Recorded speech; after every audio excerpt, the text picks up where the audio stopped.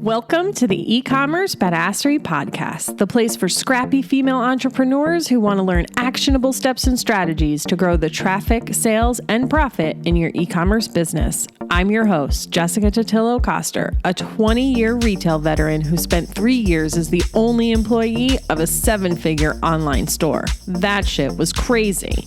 I know exactly how it feels to do all the things, and I'm sharing everything I learned the hard way so you don't have to. I may have started this business by accident, but supporting badass bosses like you lights me the fuck up, and I am so stoked to see you grow. Are you ready, babe? Let's roll. Welcome back to the eCommerce Badassery Podcast. I'm your host, Jessica Totillo-Coster. If you're listening to this in real time, then spring is in the air and you're just about getting ready to close out Q1. You've been running your business and living your life through a pandemic for over a year already. Holy shit, time sure does fly when you're having fun. It's been a whirlwind 12 months, and while things aren't perfect or back to normal, they do feel a little bit like they're starting to settle down. Everyone is getting into the new groove of what their business feels like now. We've mostly settled into our new routines and things are looking up. With all that being said, it feels like a good time to do a little spring cleaning in our business, don't you think? So in today's episode, I'm going to run through some different things you can do to spring clean your business right now. And once you get into the spring cleaning groove, check out episode 39 of the podcast where I talk about 5 things you can do to step into your role as CEO. There will be some overlap, but I go a bit deeper into some things in that episode. Also, if you missed our December mini episodes, now is a great time to go back and listen to them too. All right, let's get into it. So I've broken these down into different groups based on the overall topic. So we have email marketing, business operations, customer experience, your website, and your overall marketing strategy. Now, each of these has a bunch of ideas and they may or may not be relevant to you, but pick out the ones that are and be sure to get started on them for Q2. If you're not great with the goal setting and knowing when to focus your time on what, listen to episode 41 of the podcast, and I'm going to be mentioning a lot of other specific episodes for you to go back to throughout this episode, but don't worry, I'll have them all in the links in the show notes. And of course, this is not an exhaustive list. That would make for a really long fucking podcast episode, but it's a great start. So first up is email marketing. Audit your email automations. Like I always say, email automations are set it and forget it-ish. You still need to go back periodically to assess their performance, make some tweaks, and see if you can't optimize them a little bit more.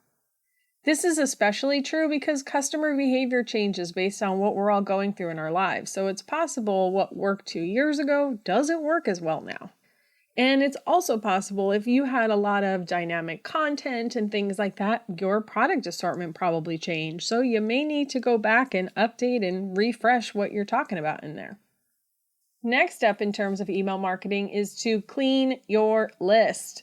Identify those people who have been on your list for at least 6 months to a year, have received at least 10 to 20 emails, but haven't opened any of them, and then unsubscribe them. Don't get attached to these people. If they're not engaging with your emails or buying from you, they're just dead weight and not worth your attention. And lastly for email, if you haven't already been emailing your list on a regular basis, now is a great time to start. 60% of your Q4 revenue is going to come from some customers who engage with you during the first half of the year. So start warming them up again. And just the other day, someone messaged me on Instagram to say she had just emailed her list for the first time in 6 months, using my strategy for building a content calendar, and immediately made multiple sales. I promise email works, friend.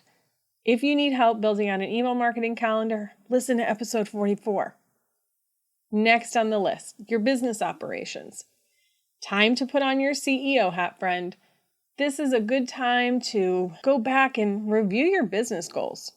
Generally, I like to do this earlier in the year, but as retail businesses, this can be hard to do. Coming off of Q4, it usually takes us a bit to catch our balance, and before we know it, Q1 is over. So don't be so hard on yourself if you feel like you're behind. Now, business goals is a pretty broad term, and what exactly those goals are might be different for each of you. But the point of this exercise is to look back on the goals you set for yourself and see where you're at. Are you on track to hit them? Are you focusing on the right things to get you there? Do you have goals at all? And it's also a great time to assess your team. Do you have the right butts in the right seats? Do you need to hire people, shift them around, promote someone? Make sure you're talking to all of your employees, your service providers, your contractors, and get their feedback. Do they feel like they have everything they need to be successful? Do they have ideas they've wanted to try but just haven't had the resources to do? Are they drowning in day-to-day operations, leaving them no time for big ideas or new initiatives? This was my biggest struggle at my day job. I had a list of things I wanted to do to optimize our email marketing, our social media, to start working with more influencers. But my day-to-day was just so crazy because I was wearing too many hats. I never could dedicate the time or the brain power I needed to those activities. I really could have used an assistant to take care of those mundane things that were technically below my pay grade. And how about your inventory? When was the last time you did a sweep and assessment to figure out how much dead stock you have that you need to move? You likely did some of this around the holiday, figuring out what you wanted to mark down to move as much of it as possible during the busy season, but did you ever follow up with that? Even after moving through lots of units, you might still have inventory collecting dust in your warehouse. Mark that stuff down below cost if you have to, use it as a gift with purchase, or just donate it. Out with the old and in with the new. And last, for biz operations, clean out your email inbox. Seriously, it's time. I legit just deleted over 15,000 emails from my inbox and it felt so good. Granted, I could be better about deleting along the way, but I'm not. Maybe you do delete as you go, and that deserves a congrats. If you're using Gmail, use the search function to find all those newsletters you receive. Select the entire first page list, and then don't forget Gmail will give you an option to select all that match this search. That way you can delete them all in one shot. Next up, customer experience. When was the last time you evaluated your ideal customer? Maybe you did it at the beginning of your business and haven't revisited it. If that's the case, now is as good a time as any. I like to do this at least 2 times per year because, like I said earlier, your customer is always changing. And maybe your customer is the same, but her typical day looks a little bit different. Write a new day in the life story and see what shakes out. Just to give you an idea of what I usually discover through this exercise is a better time of day to send emails or a new type of content to create. If you're still not confident in who your customer is or what they want, it might be time to conduct a survey. People love surveys. Seriously, they love to give their 2 cents and they definitely love to talk about themselves. Use this to your advantage. And to really sweeten the deal, give them a little incentive for spending the time to fill it out. Doesn't have to be anything big, just a 10 to 15% discount off their next purchase is deal enough. Just try not to get all the answers you've ever wanted in one survey. If it's too long, they'll quit.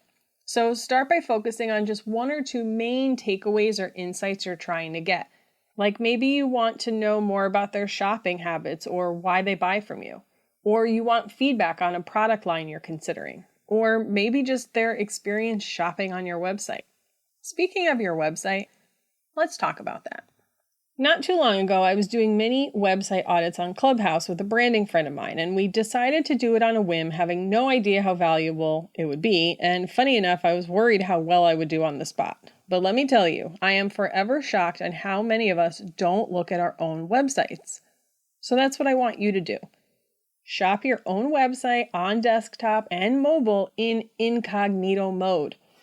The incognito mode is very important because that's where you're going to get a true read of what it's like for your new customers. And this is especially true in the case of pop-ups. Because you've been cookied, it's very possible there are pop-ups that show on your site that you yourself never see because you've already seen them and closed them out, so they don't reappear for you. But when you use incognito mode, those cookies can't be seen by the website, so you see everything. And I'd bet that at least a few, if not a lot of you listening, will have multiple pop-ups showing on top of each other that you didn't even realize were there. Next up, when was the last time you updated your theme? Now, if you're on Shopify, the themes you're using are regularly being updated by the developers. New functionalities and features are being added and bugs are being fixed. The thing is, these don't get updated on your site automatically. You have to do it manually. Now, I don't recommend you update every single time a release is made because there's a bit of manual work that goes into it, especially if you've done some of your own custom coding and work to the site. But I do recommend that you look at each release to see what has been updated and if it's a feature you've been waiting for, have been using an app to accomplish, or even previously had it custom coded, because the fewer apps you have and the less custom code in your site, the better. Now, updating your theme can be an entire episode on its own. If you want a bonus episode on this, or maybe even a mini course on what goes into it, send me a DM on Instagram and let me know. Another thing you can do to spring clean your website is to audit your products and collections. Get rid of collections you're no longer using and hide products that are sold out and not coming back. And don't forget to redirect these links though, so they don't error out. Oh, and while you're at it, check all the links on your site too. Make sure the links you're using in your footer and navigation are the correct ones. Check your blog posts to make sure the products you're featuring are still available. And it's also a great time to reevaluate any cross-selling or upselling you're doing. Maybe you have new products to feature in those cross-sells or ones that you can remove. And last, at least for this episode, and certainly not least, is to check your collection merchandising. You might have some random sale items or those that are mostly sold out at the top of your collection, creating a shitty shopping experience. Or maybe you've got new items that are getting buried and customers aren't finding them. The last category we're going to cover today is your overall marketing activities. It's time to look at all the things you're doing, where you're spending your time, and figure out which are giving you the best bang for your buck. Maybe you're spending a shit ton of time on YouTube, but it's not really bringing enough return to justify it. Or maybe you see that it's on the brink of being worth it and you just have to tweak your strategy a bit for the next 30 days and see if you can bump up its impact. Or maybe you realize something is a total bomb and your time is better spent leaning into those marketing activities that have a bigger ROI. This activity can definitely feel overwhelming just thinking about it, especially when you and your team are sort of just working on autopilot through these things, right? Because it's just been what you do all the time. But it's one of the most beneficial things you can do in your biz. If you do have a team, split up the work. Set up a meeting with a 2 or 3 week lead time and let everyone evaluate their own departments. If you've got one person who does Instagram and another who does Pinterest, have them each evaluate the success of the platform and then come to you with their findings. It's just as important for them to understand the impact as it is for you as the CEO. Okay, and one quick bonus tip before we go. Unfollow anyone on social media that makes you feel like shit. Whether it's a competitor or a peer, doesn't matter. If seeing their content makes you feel like you're less than, that you're too far behind, or that they're awesome and you suck, just remove that content from your feed. Simple as that. Let's recap today's list really quick. Audit your email automations. Get rid of dead weight subscribers. Start emailing regularly if you're not already. Review your business goals. Assess your team. Clean up your inventory. Clean out your email inbox. Revisit your ideal customer. Conduct a customer survey. Audit your website in incognito mode. Update your theme. Audit your products and collections. Reevaluate your cross-sells. Re-merchandise your collections, and find your best marketing channels. There you go, e-commerce friend. 15 things you can do to spring clean your business. Don't forget to check the show notes for all the other episodes I mentioned today to help you do some of this stuff. And remember that you don't have to do all of these all at once. And maybe you just did some of these 60 days ago. Skip those. Pick out the ones that you know you haven't paid attention to in like more than 90 days or something like that and start there. And that's a wrap, friend. Happy cleaning, and I'll see you on the flip side.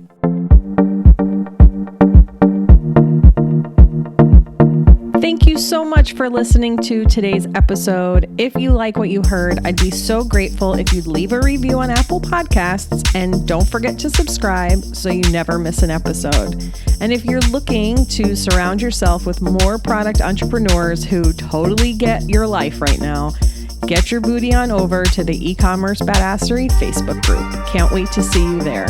Until next time, e-commerce friends, stay badass.